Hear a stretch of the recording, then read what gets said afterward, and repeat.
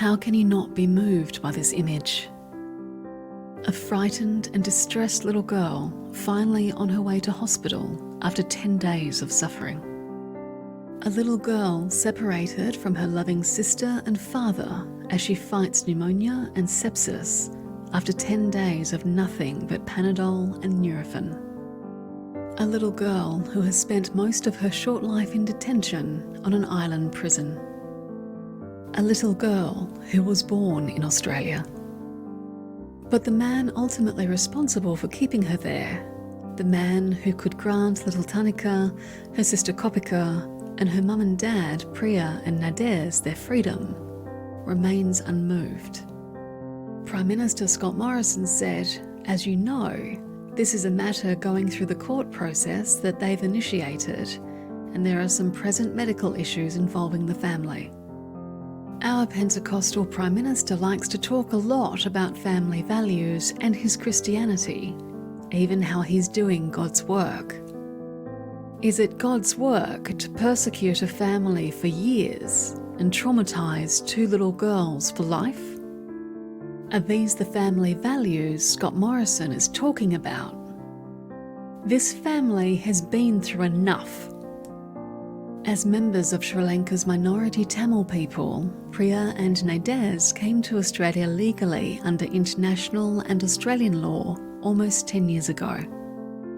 They settled in the Queensland community of Bileola and abided by the conditions of their bridging visas. They obeyed Australian laws, paid their taxes, contributed to the community, and became much loved and valued members of that community. They welcomed Kopika in 2015 and then Tharnicaa in 2017 and enjoyed a safe and peaceful life in their new home. Until March 2018, when they were taken in a pre-dawn raid by Peter Dutton's Border Force officers. A family with 2 little girls woken from their sleep and ripped from their beds, forced from their home, then flown hundreds of kilometres away to be held in detention, first in Melbourne, then far from the mainland on Christmas Island, and now in Perth. Not because they had done anything wrong or were any kind of threat, but because their bridging visas had expired. Almost 4 years, most of these little girls' lives, locked up with none of the freedoms other Australian children take for granted. Almost 4 years of suffering the physical and mental effects of indefinite detention. Almost 4 years of pleas from the Bileola community and advocates for them to return to the town that loves them and wants them back. All ignored and dismissed by Scott Morrison and Peter Dutton.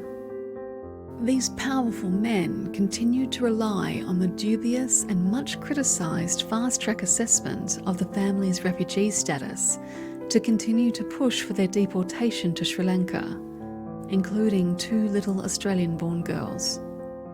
No concern for the reality of their situation or the danger they could face in their parents' homeland. No compassion or understanding of their fear and anguish. No Christianity, and certainly no humanity. If only they were white South African farmers or au pairs working for Mr. Dutton's mates. But they're not. So Morrison, Dutton, Karen Andrews and now Alex Hawke hold the line on their tired and discredited argument that these people cannot stay for the sake of strong borders.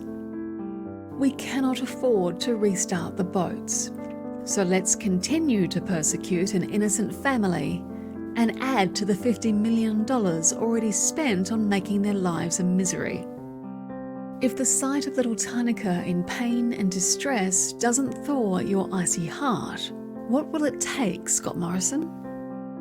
Where is your Christianity? Where is your humanity? 2 little girls who've had their childhood stolen from them. Their loving parents. A family their community wants back. It's time to end their suffering. Let's do the right thing and send them home to Bileola.